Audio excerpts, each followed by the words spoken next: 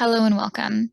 Before we get started, I would like to acknowledge the traditional custodians of the land that I am presenting on today, the Whadjuk Noongar people, paying deep respects to elders past, present, and emerging.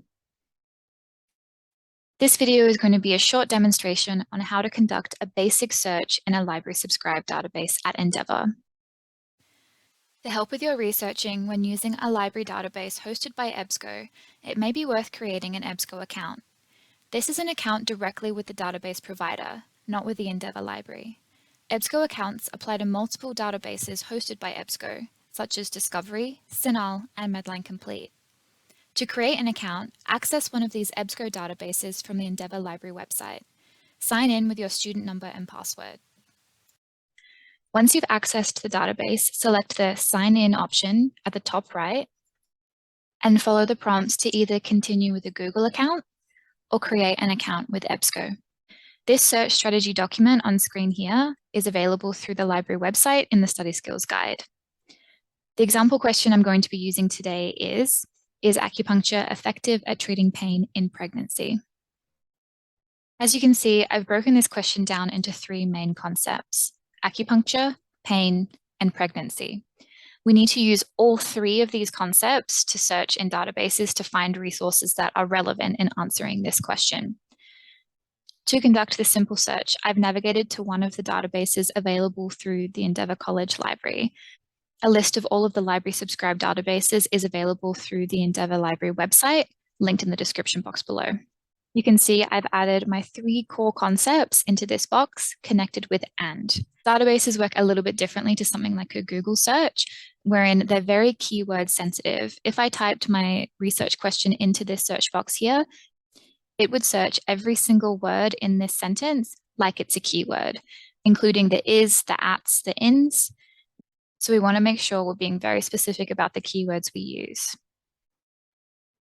I've connected each word with the Boolean operator AND. AND is essentially a command that tells the database we want to be searching this keyword and this keyword and this keyword, connecting all of the core concepts of our search together. Because this is quite a broad and general search, we've pulled back a lot of resources in this first search. Before I take a close look at my results list, I'm going to apply some filters. The first filter I'm going to limit to is full text. This ensures that all of the results in this list have full text availability and not just abstract or limited content. The next thing I'm going to filter by is scholarly peer-reviewed journals. If a journal is scholarly peer-reviewed, it means that it's been quality checked before publication, is a more reliable resource.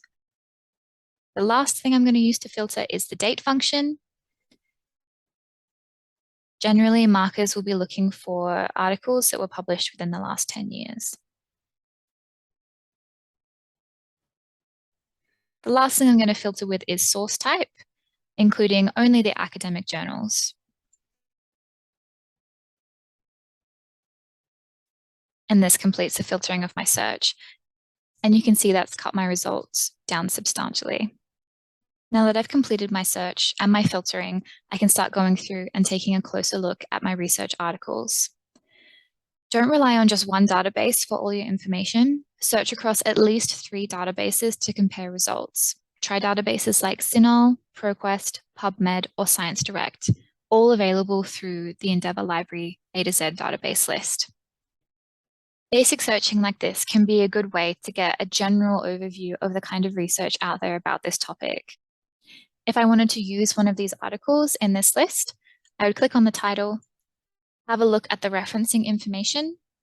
Sometimes there are direct PDFs embedded in this section here.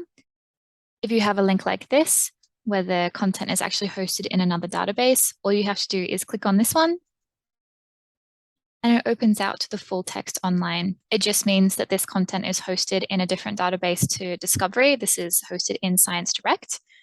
So there was an extra click involved in getting to this full text content. If I wanted to cite this paper in my assignment, Discovery Search also has a cite option on the right-hand side. If you hit cite, an automatic citation will be generated. Just make sure you're scrolling down to the APA 7 entry and double checking these before you submit your assignment. This citation generator is a good way to collect the referencing information you need to cite this study. However, it is just the database collecting the information we have in this section here and smashing it together to create an APA 7 reference. This citation function can be a great way to get all of the referencing information you need to cite this paper. However, it is essential that you double check it against the APA 7 referencing guidelines, again, available through the Endeavour College Library, to make sure that there are no small mistakes. For example, with this one, the titling of the article itself needs to be updated to sentence case. There are too many capital letters through here. These need to be lowercased. Still a really good place to start getting all of the referencing information, but definitely needs to be double checked. If I wanted to save this study to look at later, because I'm signed in to my EBSCO account, I can add it to a folder. To add articles to my EBSCO folders, I can either select this option on the right-hand side or select this folder icon on my results list.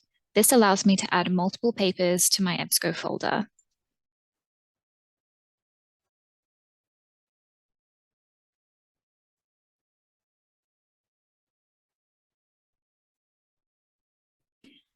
You can see now up the top right, this little folder has a file sitting inside it. Clicking on that folder icon, I can now see these files sitting in my folder. And because I'm signed into my account, if I return here later, these articles will still be sitting in here. This concludes this short video on basic searching in Endeavour library databases. If you have any questions, feel free to reach out to your campus librarian or the virtual librarian. Thank you for watching and good luck with your future endeavors.